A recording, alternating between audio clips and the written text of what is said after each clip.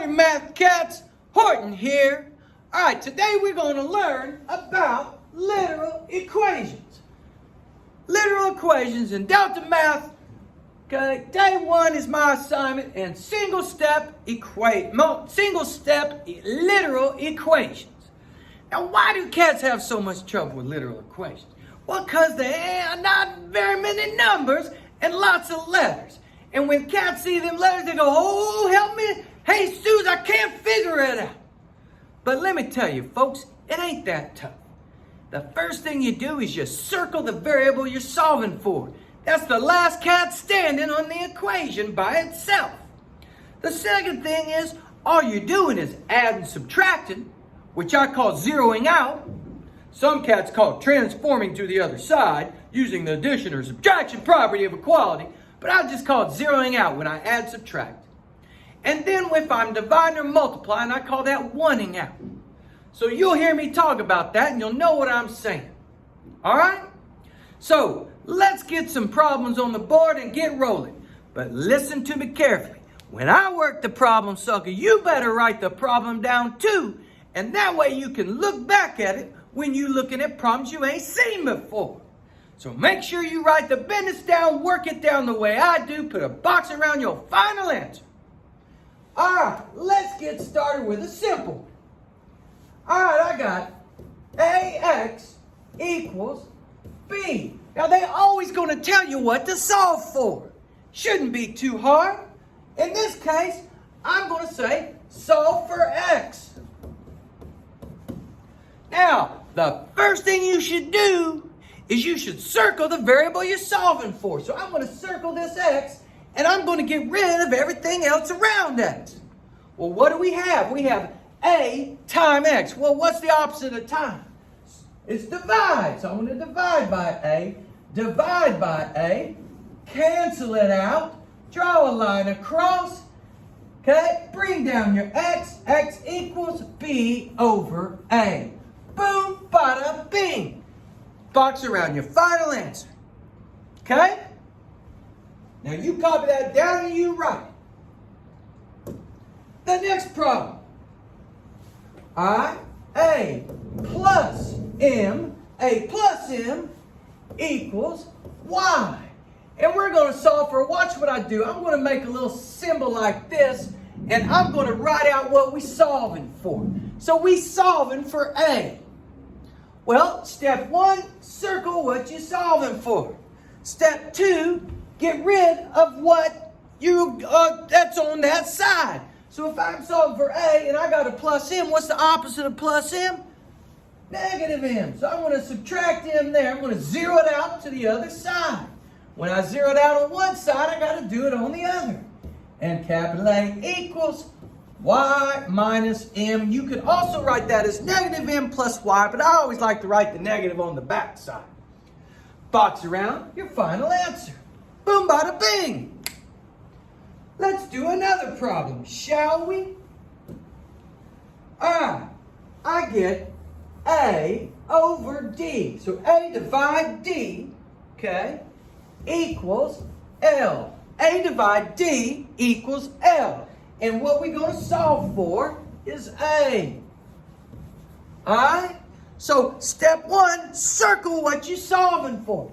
I'm going to put a circle there. I know that's going to be the last cat standing on my equation. Now, A divided by D. Well, what's the opposite of D? Opposite of divide. Multiply. So I'm going to multiply by D here.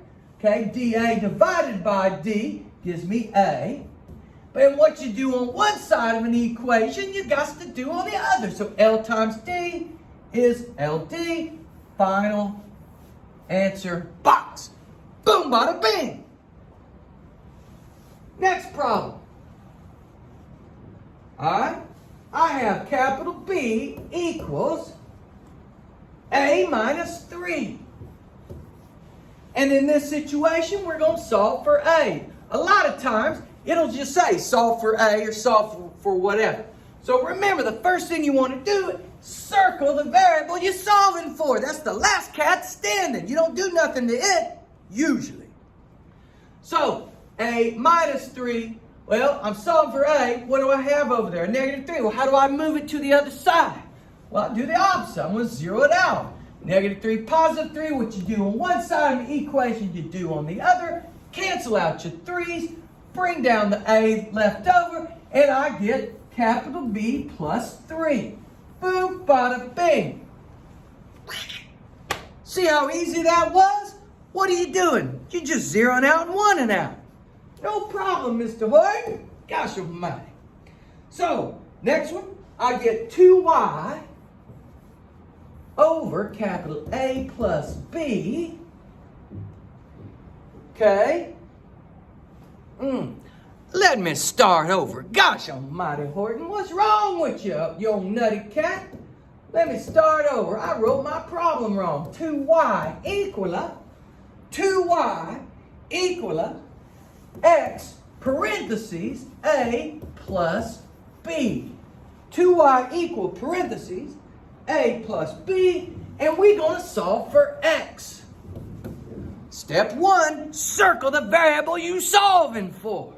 I'm going to solve for x. Now, if I'm going to solve for x, I got to get rid of the A plus B. Well, that's x times A plus B.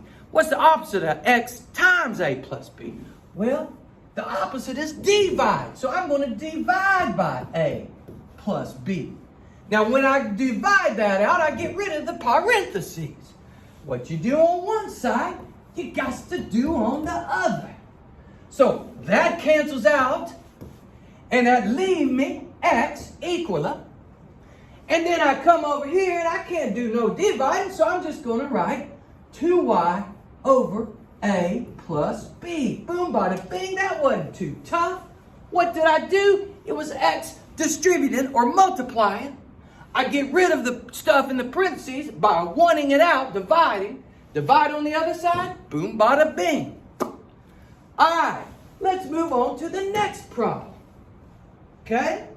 I have m equal y over A plus 8 squared in parentheses, okay? And I want to solve for y. Well, step 1, circle what you're solving for. I'm solving for y. That's the last cat standing. That's the thing I'm not doing nothing to. At least not usually.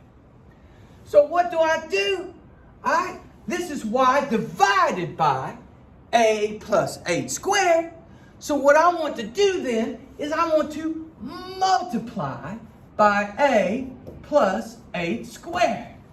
Okay, when I multiply, it cancels it out. But remember, what you do on one side of an equal sign, you got to do on the other. Going to multiply that by m, right? And basically, A plus 8 squared times m, that's a distributive problem. That ain't no big deal. I'm going to put the m on the front. M times A plus 8 squared equal, well, what do I have left? Y. Boom, bada, bing. See that? Now, I could have put the m on the back side. I could have written parentheses, A plus 8 squared backside m times m, but I wrote it on the front. That's what I do. Next problem. I have y cubed plus c. Y cubed plus c. I'm going to put that in parentheses, put an m out on the front, and I'm going to make that equal to L. Well, what do I got here? What am I solving for? I believe I'm going to solve for m. Well, it's m times a y cubed plus c. Well, first thing I'm going to do is I'm going to circle the variable I'm solving for. And when I do that, all right, that's m times y cubed plus c. What's the opposite of times? Well, the opposite of times is divide. So I'm going to one out my y cubed plus c. All right, and when I do that, I can get rid of my parentheses. Y cubed plus c, what you do on one side of an equal sign, you do on the other. Well, this cancels that out, and that give me m equal L over y cubed plus c. All I did was divide out. Whenever you got a distributive problem with a number or a letter on the outside, you're just going to divide out what the distributive parenthesis business is. You get rid of the parentheses, and what you do on one side, you do on the other, and boom, bada, bing. Next. Okay, I have me 2p, okay, equal m squared plus 3 capital G. 2p plus m squared plus 3 capital G, and I want to solve for p. So first thing I'm going to do is I'm going to circle this business right here. Oh, this is going to be so easy. This is going to be so easy. It's 2 times a p. So what's the opposite of times? Well, divide. That's no big deal. What you do on one side, you do on the other. That cancels out my 2, and I get p equal up. And then I just bring down all my business. M squared plus 3g over 2. Boom, bada, bing. One-step equation. All right, moving along. Moving along. Next thing I'm going to do is I got D equal 5my.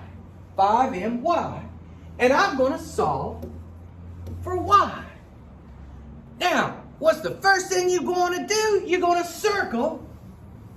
You're going to circle what you're solving for. And the next thing I'm going to do is, wait. I got 5 times an m times a y. They all like babies snuggled up next to mama y. So the babies can all leave the house at the same time if they're multiplying each other.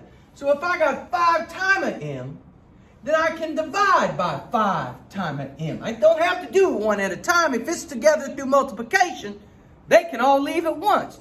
All right, now if it was 5 plus m, I'd have to zero out the 5 first and the m second. But since they're together through multiplication, they go together. So what you do on one side, so you got to do on the other. Now that cancels out, and that give me y equals. And then I just bring down the business. D over 5m, boom, bada, bing, done. Next. Give you a chance to write it down to catch up. The next one is p over 2 squared equals x minus z. X minus z. Alright? So, p over 2 squared equals x minus z. And we're going to solve for p. Solving for p. Alright, what are you going to do? Well, circle the variable you're solving for. I'm solving for p. Now, what do I got to get rid of? Well, I got to get rid of that 2 squared. So, that's p divided by 2 squared, which means I'm going to multiply by 2 squared. When I multiply that out, it gets rid of it and I gets me p by itself. But don't forget, what you do on one side, you got to do on the other. Now, wait a minute. This is 2 squared, but it's distributed to both them cats. Both the x and the negative z. So I've got to turn this into a distributive problem. So I'm going to put that 2 squared here. And then to distribute it, I go 2 squared x minus z in parentheses. Therefore, that's my answer. 2 squared x minus z, or z. Okay? Now, later on in your math career, they may want you to take care of that 2 squared, but right now, we're just leaving it be. P equals 2 squared times, parentheses, x minus z. Notice, whenever you multiplying something to 2 different terms between that has a plus or minus between it, it becomes a distributive problem. Okay? Moving along. Next problem. X minus 2y in parentheses time of v equal 6. And we solving for v. Okay? Well, this one's going to be easy peasy lemon squeezy. If I'm going to circle the v, which I'm solving for, then what is v doing? It's just multiplying. That's v times distributive property. V times what's in the parentheses. So that means I'm just going to divide by what's in the parentheses. Okay? And remember, when I go to divide, it gets rid of those parentheses. I don't have to write them no more. What you do on one side of an equation, you have to do on the other. Okay? That cancels out. And what do I have left? My circle. My v. V equal 6 over x minus 2y. Now, your teacher may want you to take care of the 6 and the 2y at some point, but right now, we just working and manipulating the business. Leave it as it is. Boom, bada bing. Now, moving along, we getting close to done. Why? Shoot fire, sucker. We all done. So, just remember, whenever you work literal equations, okay, what I suggest you do is circle the variable you're solving for. So you're moving everything except for that, at least at this level of single steps. All right, then the next thing you're going to do is you're going to zero out, 1 out, and don't forget when you distribute, all right, or when you got to distribute, you got to take care of them too. If it's x times distribute, divide by the distribute, get rid of the parentheses and divide on the other side. All right, y'all have a great day. Hope you learned a little business today in Mr. Horton's math. Peace out.